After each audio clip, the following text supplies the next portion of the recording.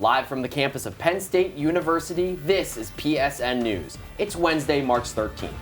We have all you need to know about the reopening of a local hotel and retrial dates set in the Timothy Piazza case. We also have updates on a plea hearing for a woman accused of faking her own kidnapping, along with entertainment, sports, and weather. Stay tuned.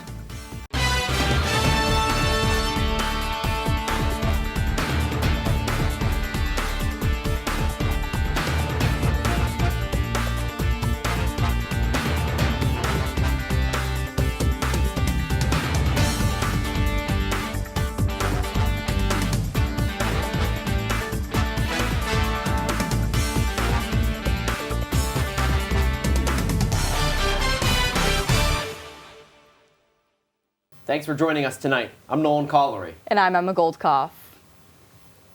Center Volunteers in Medicine launched a new fundraising campaign for expanding their dental programs. CVIM is the county's only free healthcare clinic. The organization strives to serve income-qualified, uninsured people who live or work in Center County. In the 2024 fiscal year, CVIM has served 288 patients with 511 dental visits. Funds raised from this effort will be used to meet the growing need of individuals needing dental services. Donations can be made online. The Nittany Lion Inn is set to reopen on September 2nd, 2024. The iconic hotel will reopen its doors after undergoing some enhancements. The renovation process aimed to update the inn to modern standards while keeping its historic charm. The reopening will mark the first time in more than 4 years that the Nittany Lion Inn has welcomed guests since its closing in 2020. A Center County woman has pled no contest to one count of neglect of a care-dependent person and financial exploitation of a care-dependent person. Loretta Stokes-McClusick could face anything from probation to years in a state prison after a patient she was taking care of suffered significant wounds. The patient endured such extensive wounds to the point that bone was exposed. Stokes-McClusick's plea means she accepted the conviction but did not admit guilt. Retrial dates have been set for two former brothers of Beta Theta Pi.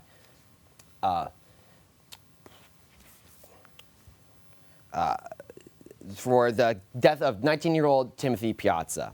Daniel Casey served as the pledge master for Piazza's class, and Brendan Young served as the president of the fraternity. Piazza died in 2017 after injuries sustained during an initiation night for pledges. The first trial occurred in 2019, but a slow process between Penn State's Interfraternal Council and St. Moritz Security Council brought the proceedings to a near halt. Casey's trial is set to take place from September 16th to October 4th of 2024, while Young has a possible trial date listed in September. We've seen some warmer temperatures this week, but what else can students expect outside? Frank Gargione with Campus Weather Service has the latest details. Take a look.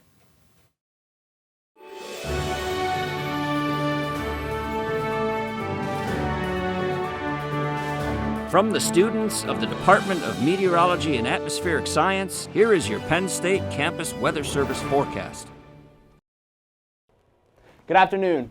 I'm student meteorologist Frank Gargione with your Wednesday afternoon forecast. If you take a live look at Beaver Stadium right now, 68 degrees and gorgeous. Please, if you're watching this, go outside and enjoy the sun because newsflash, it will not last. Right now in State College, 68 degrees, feels like 68 with a dew point of 36.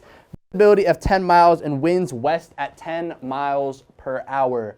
Our weather headlines, warm temperatures, as you guys know, if you've been outside, it is way above average right now. But however, this will change as rain comes tomorrow night into Friday to end the work week with cooler temperatures following those storms. Right now, our high temperatures 66 in Bradford, 67 in Pittsburgh, 63 in Erie. If you come over here, Williamsport 71, Scranton 70, Philly 71. May, spring-like temperatures. It is spring. No, spring's a couple weeks. But however, it does feel like spring-like temperatures right now. Right now, 68 in State College. And I was telling you about how it is way above average. Look at this, 20 above average here in State College, 20 above average in Pittsburgh, 24 above average, 25 above average in some places across the state.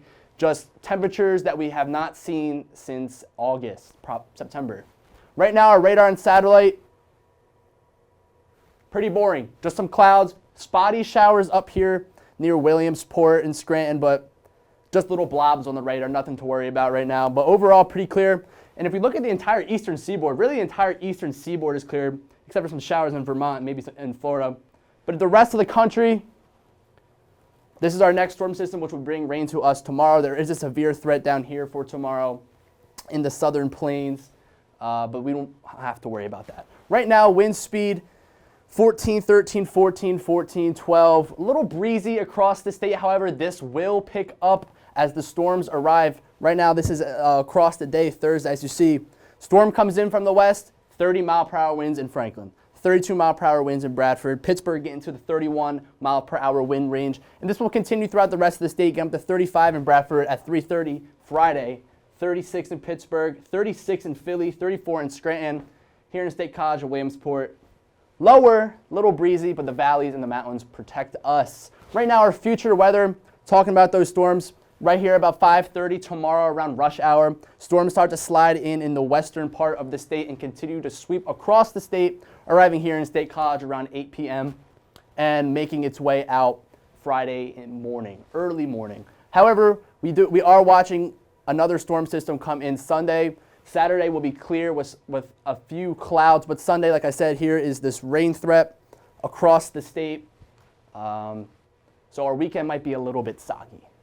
Right now, tonight in State College, you can expect 44-degree temperatures, mostly clear with southwest winds at about 5 miles per hour.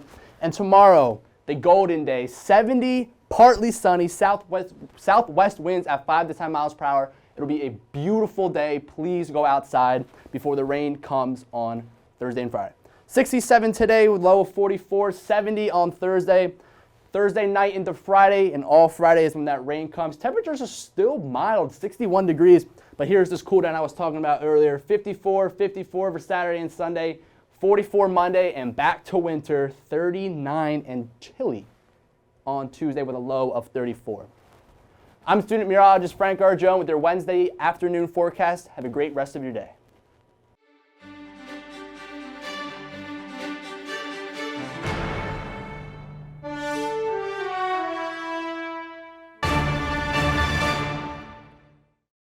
Welcome back to PSN News. I'm Gianna Giroll with your sports update. Penn State Pro Day is this Friday, March 15th at Haluba Hall. Penn State football players get the chance to show off their skills to NFL draft scouts and improve their draft stock. There are 11 Penn State football players expected to participate in Pro Day. Some of these players did not receive an invite to the earlier 2024 NFL Scouting Combine, and others could not participate due to injuries. Players participating include Theo Johnson, who is projected to be drafted in the 5th round. Olu Fashanu will also be participating after injuring his leg during the NFL Combine. Fashanu is still projected as a first-round draft pick, but Friday will allow him and the other players to continue displaying their skills. Tonight, the Penn State men's basketball team kicks off the 2024 Big Ten tournament against Michigan in the opening round. The Nittany Lions finished tied for 9th in Big Ten standings, but will play as the number 11 seed per tiebreakers. The Wolverines are seeded at number 14. The pair has only met just once this season, with the Nittany Lions taking the win at 79-73. Tip-off for the opening round is scheduled for 9 p.m. tonight at the Target Center in Minneapolis. The winner of tonight's first round will advance to the second round against number 6 Indiana. In national news, the Pittsburgh Steelers are signing veteran quarterback Russell Wilson in a one-year deal. The Steelers and Wilson agreed to the $1.2 million deal on Sunday night. The Denver Broncos went 11-19 with Wilson as the starter in 2023. The quarterback threw 26 touchdowns against 8 interceptions, but was also sacked 45 times in 15 games. Wilson was benched with 2 games remaining in 2023 and was released by the team in the offseason. Wilson boasts a history of 9 Pro Bowl games and a Super Bowl win in his NFL career. He could pose a challenge to Kenny Pickett for the starting quarterback position with the Steelers. That's all for your sports update. After the break, Courtney Green has the latest in the world of entertainment. Stay tuned.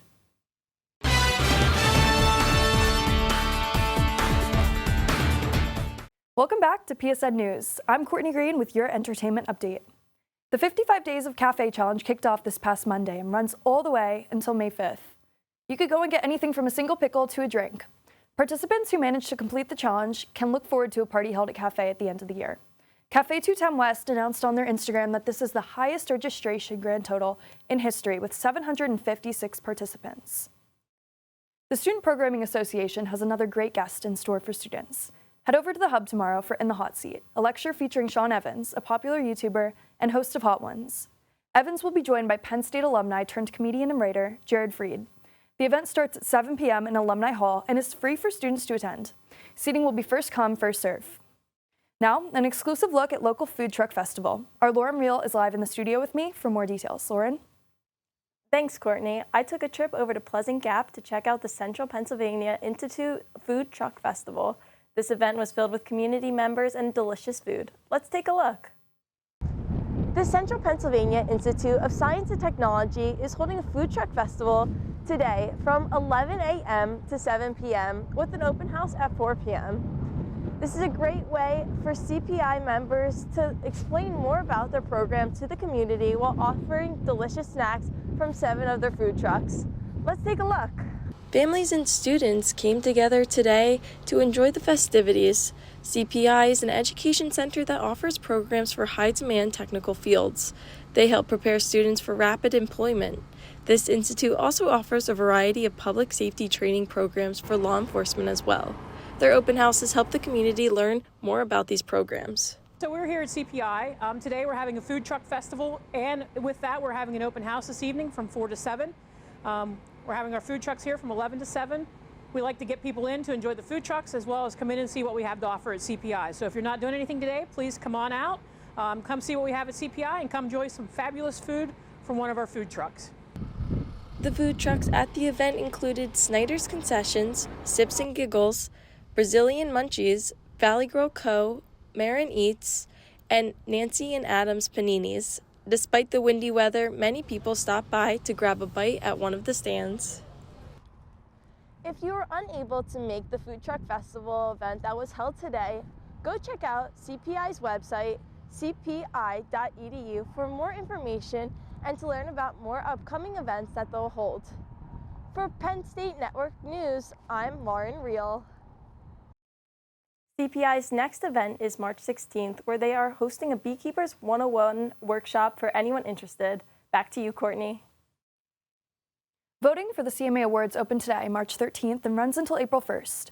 The ceremony takes place on April 7th in Austin, Texas, and will be broadcasted on CBS and Paramount+. Zach Bryan performed at the BJC last night, and he's also nominated for 2 CMA Awards, including Video of the Year and Breakthrough Male Video of the Year. The show will be hosted by Kelsey Ballerini, who opened up for Kenny Chesney last year at the BJC. That's all for your entertainment update. Coming up next, interview anchor Jezania Marrero will be speaking with Veronica Zellner, a full-time student and business owner. Stay tuned.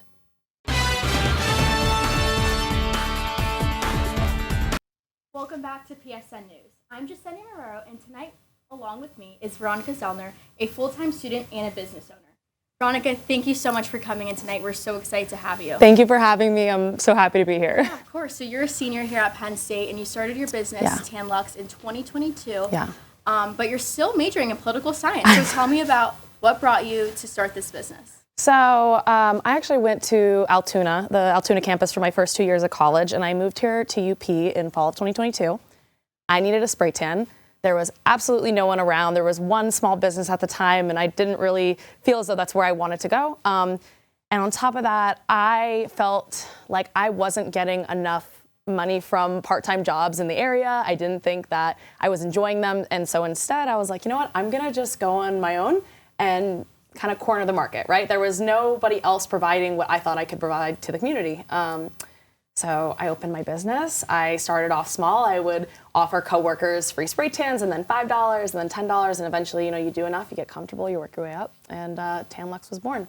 That's awesome. I love seeing all the things on Instagram. So you run your own business and the Instagram, and you do the marketing for it and the networking. Yes, I do. Tell me all about that and how you learned to do it all. So I've actually been kind of ever present on social media for the last few years. I am very present in the fitness space, and I have my own personal Instagram account with fitness content. And so because of that, I kind of just transferred all that knowledge over into the marketing side of things. I think I've just always had a knack for it. Everyone in my family's in marketing and business, and it was almost like a joke because I am a political science major, and I always, I kind of wanted to go against the grain with my family and not go into business, not go into entrepreneurship. And so they tease me all the time. They're like, well, look who ended up being a business owner after all this time, after us saying, you would never be that, or you saying you would never be that. So, yeah. 100%. That's really cool. So managing the Instagram, how did you learn how to do all the creative content for it and really market your own business? I think that the internet is such a powerful tool. So, I mean, TikTok, Instagram itself has so many creators that you can just kind of take inspiration from and follow along. But if I'm being quite honest, I always fly by the seat of my own pants, and I do what I think works for me. And so far it's going well, and I'm happy with my customer base and everything that's come out of the business so far. Definitely. So over the span of Tan-Luxe, what has been the most rewarding part of doing spray tans? I love making women feel beautiful and safe and inclusive. It's a very intimate procedure to a certain extent. Someone isn't dressing in front of you to their own comfort level, and it is your job as a spray tan artist to make them feel beautiful, make them feel cared about. Give them what they're desiring and for the reasons that they are there for. You know, they're coming for a special event, or because they're going on spring break, or they have formal, and they're trusting you. And quite honestly, I just enjoy the process. I think it's so fun. I always compare it. I'm like, oh, it's like fun girly time. Like you're braiding your friend's hair. You know what I mean? You're just making someone that you care about look beautiful, and I care about every single girl that walks into my doors. That's awesome. I love that you're able to build relationships with your clients and just really make them feel, like you said, as beautiful as they can be. So any advice to any college student or any adults, really, anyone trying to start up any type of business? I always say the phrase when people are like, how did you do it? I'm like, be delusional. I had the idea, and before anyone could stop me and be like, but how are you going to do this, that, and the other? Mind you, think of logistics, don't be dumb. But, you know, before anyone could be like, well, you know, you're in school, that's a lot to handle, and how about this, and how about that? I said, you know what, I want to do it. I'm going to figure out a way. My mother has always said I'm a very stubborn person, and I think that's both to my benefit and my detriment sometimes. And in the case of Tan-Luxe, it's absolutely been to my benefit. I feel like my stubbornness, my unrelenting personality has proven that if I want something bad enough, I'm going to go and reach for it. And I feel so lucky I've got to create a business at such a young age that will follow me after college. I think myself and all the viewers can see how much drive you have. Where does that come from? I want to be a successful person. I think that in this life you are granted such a limited amount of time, and it is your duty to kind of do all the things that you ever thought you deserved. And I truly believe I'm deserving of all the dreams and hopes and wishes like the little version of me would have wanted myself to accomplish. So I think every day I wake up and I feel very lucky to be alive, and I have that kind of just drive in me. I really love that. I do. So post-grad, what's your plan? Are you going to keep doing spray tans? Are you staying here? What's it like for you? I'm actually applying to law school. I am a political science major. I think that in order to be a great attorney, you need to have really dedicated, you know, personal motivation, and you need to be a hard worker. And so I think that if anything, like, even though Tan-Luxe isn't my final path forward, I do plan on doing it in the gap year I'm taking before attending law school, between applying for it. And I think it's just turned me into a more disciplined, well-rounded person. And I got to say, I think I'm going to be really happy having an entire business on my resume, you know, going into law school at the age that I am. And are you going to stay here in Pennsylvania or any traveling? So I am moving down to Florida as the plan of right now. You know, things change. Can't set anything in stone, but as of now, I'm moving down to Tampa, Florida. I'm going to take the business with me. I'm moving to a general college area, and I will be kind of just doing the same thing as I did here. I started all the marketing for Tan-Luxe by just following girls on Instagram, finding Greek life organizations, dance organizations, anything I could, and going through followings and following the friends that they had, and word of mouth spread so quickly. And so I hope I can just do the same thing down in Tampa. I'm really excited to see your journey, Veronica, and I think Florida is going to be very, very happy to have you. Thank you. Thank you so much for coming in tonight, by the way. Of course. Now stick around, because coming up next, Nolan and Emma will have the latest news from across the nation.